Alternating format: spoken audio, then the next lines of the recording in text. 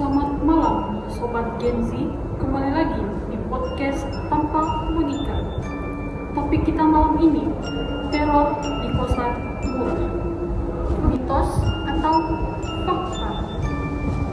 Kenapa ya banyak kosan yang katanya murah dicap angker? Apakah karena harganya yang murah, bangunannya yang tua, atau ada kisah kelam di baliknya? Malam ini aku nggak sendirian, sudah hadir dua narasumber kita. Pertama ada Diva yang pernah mengalami kejadian mistis secara langsung. Halo Diva. Hai. Dan satu lagi ada narasumber kita, Fanny. Hai. Fanny yang skeptis alias nggak mudah percaya dengan hal-hal horor. Nah, kelihatannya topik kita malam ini akan seru ya. Langsung aja, Diva, ceritain dong pengalaman horornya. Halo Frida. Ini berdasarkan pengalaman saya sendiri. Pada saat itu saya masih SMK, ya. Pada saat SMK, saya nggak boleh pulang perginya pakai motor sama orang saya. Nah, dengarlah suara langka yang mau naik. Pokoknya langka itu kayak berlari gitu ya. Nah, awalnya saya ngira itu kucing, ini kucing nih gitu. Itu saya tetap positive thinking. Saya kira itu kucing. Pas saya cek, nggak ada kucing. Terus saya berpikir, oh ya udahlah. Karena saya yakin, saya tuh ingat kayak gini. Bukan hanya kita yang tinggal di dunia gitu, atau tinggal di suatu ruangan atau area, pasti ada yang lain gitu. Tapi saya ya udahlah bodo amat. Awalnya bodo amat gitu. Saya masuklah ke kamar.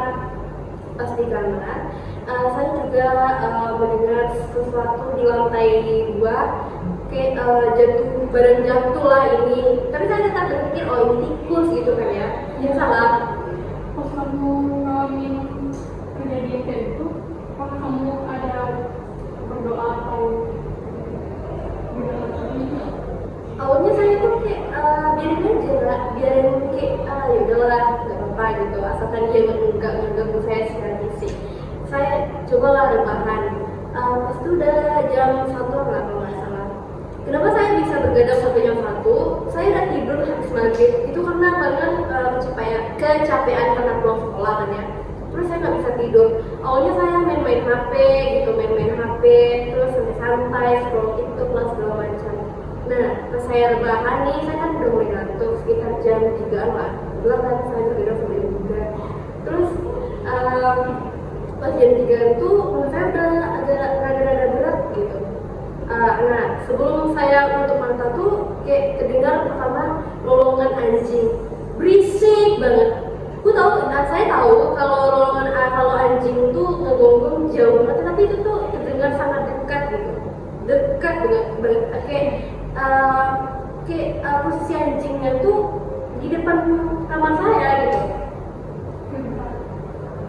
lagi di kosannya itu ada kosnya yang tinggal di sana atau memang itu anak kosnya? Gini, kosan saya tuh gabung sama rumah ibu kos. Tapi ibu kos ini emang lagi pergi keluar kota gitu. Beliau keluar kota sama anaknya. Ada satu anaknya cewek, dia SMP. Terus dia juga nggak nginep di rumahnya, pernah takut juga gitu. Jadi dia nginep di rumah temannya. Dan saya benar-benar pure sendiri di kosan itu. Setelah saya mendengar gonggongan anjing tadi, saya abaikan. Gonggongan anjing ini kayak kalau anjing yang ngegonggong orang ada manusia kan beda tuh bunyinya. Ini beda lagi, kayak mereka tuh ngegonggong sesuatu, tapi sesuatu tuh bukan manusia gitu. Yaudahlah, awalnya saya udah rada-rada takut, tapi yaudah saya biarin aja.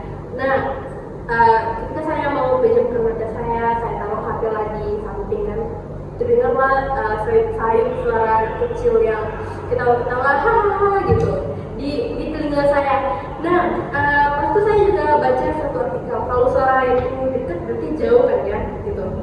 Tapi saya nggak bisa ngendaliin diri saya tuh atau kementerian tuh cuma karena kata-kata tuh. tetap mulai berdoa lah gitu, kayak zikir-zikir lah dalam hati. Terus suara anak kecil yang ketawanya masih aja kayak hahaha. Pokoknya suara itu kayak anak kecil yang sedang bermain lah gitu. Nah pas itu ini lebih bingung lagi kak. Pas itu pas saya mendengar suara anak kecil tuh udah gara-gara dia hilang tuh. Terus saya mau buka mata lagi, cuma mata saya tuh kayak terbuka tapi sedikit banget gitu. Jadi kayak setengah sadar lah, atau mungkin udah ngantuk banget kan ya. Nah saya tengoklah di bagian sisi dinding kosan saya tuh, di sana saya melihat sebuah penampakan juga putih tinggi banget, mungkin seatap kosan saya tuh. Terus wajahnya hitam dan saya kaku, saya nggak bisa bergerak. Ketahuan kan kemudian ini dia saya nggak kemudian mungkin gara-gara saya pertama kali ya lihat itu ternyata penampakan semacam itu. Dan saya pasti ternyata banget sih, takut, mau nangis gak bisa, mau tidur gak bisa, pokoknya takut banget.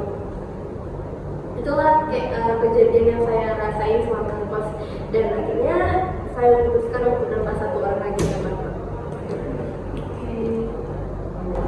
Oke, thank you Diva udah sharing cerita horor dan pengalamannya sama kita. Lumayan seru juga ya, sampai saya merinding dengarnya. Kita lanjut ke narasumber yang kedua, selanjutnya Fanny. Nah, Fanny, gimana nih menurutmu? Apa kamu setuju dengan cerita horor yang disampaikan Diva tadi? Atau ada pengalaman horor yang pernah kamu alami? Ceritain dong ke kita. Ya, menurut aku ya, aku tuh kurang percaya dengan cerita-cerita horor dan cerita Diva tadi itu.